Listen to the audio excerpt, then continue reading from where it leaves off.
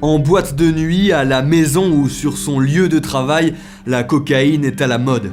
Sa consommation augmente ces dernières années en Europe et en Belgique. À Bruxelles, elle a augmenté de 28% en 2 ans.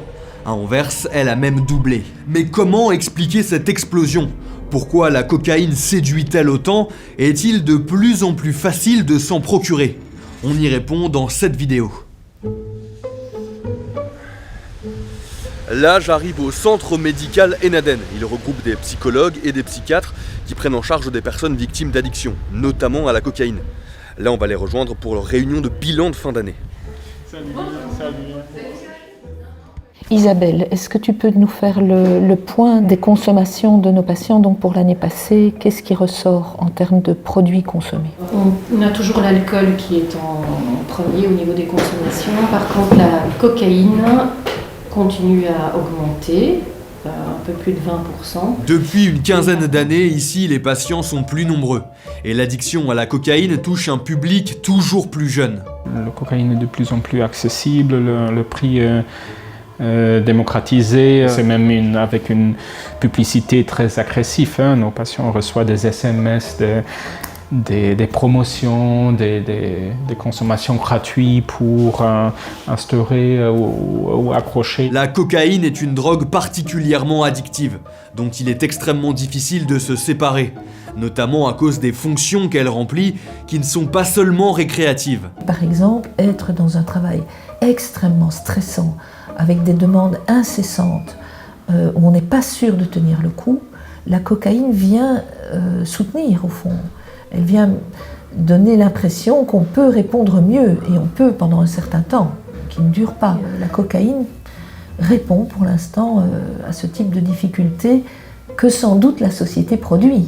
Bon voilà, donc je propose qu'on s'arrête là maintenant, après avoir fait le point. Voilà.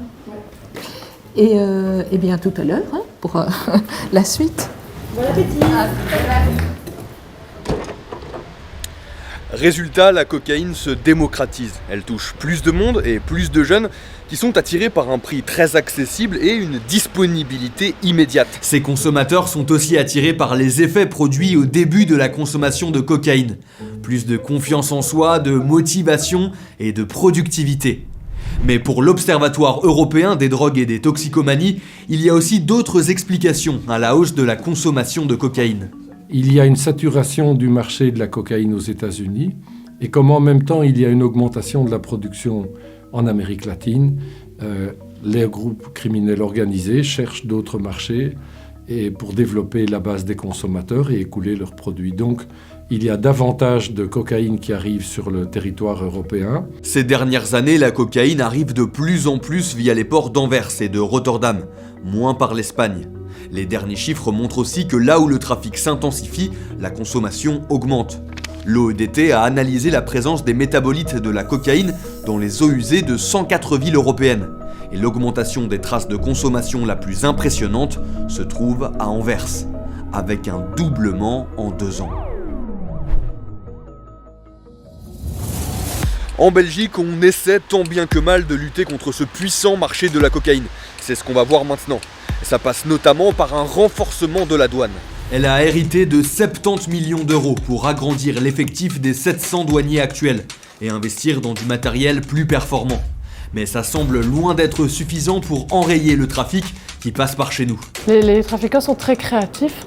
On a des méthodes qui reviennent de façon régulière, donc cachées directement au sein de la cargaison. Et puis il y a des méthodes de dissimulation qui sont très créatives. Par exemple, on va mettre de la cocaïne liquide au sein des vêtements et ensuite l'extraire dans le pays d'arrivée. Donc oui, beaucoup de créativité.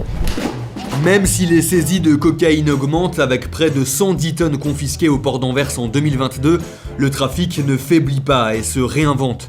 Il participe à l'augmentation de la consommation.